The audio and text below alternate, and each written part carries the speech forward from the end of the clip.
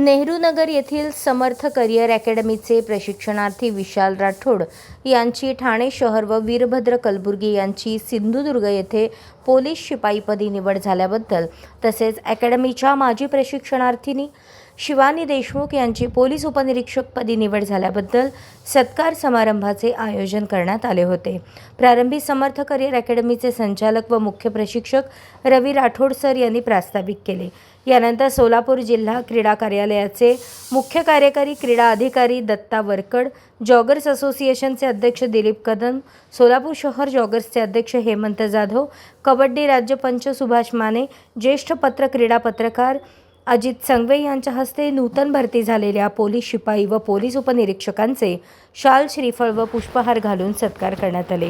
नूतन police उपनिरीक्षक शिवानी देशमुख यांनी आपल्या मनोगतात उपस्थित भरतीपूर्व प्रशिक्षणार्थ्यांना अथक परिश्रम व जिद्द बाळगून ध्येय साध्य करण्याविषयी मार्गदर्शन केले।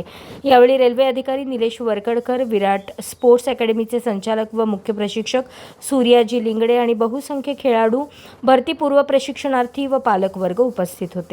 कार्यक्रमाचे सूत्रसंचालन कबड्डी राज्यपंच सुभाष माने यांनी केले, तर आभार स्वामी सर यांनी मानले। आपण एकटे पोलीस झालो तर आपल्याला माहिती आहे की आपण अख्खा खानदान बदलून टाकू, तर ते असं परिवर्तनाचं काम सरांच्या हातून घडत आहे।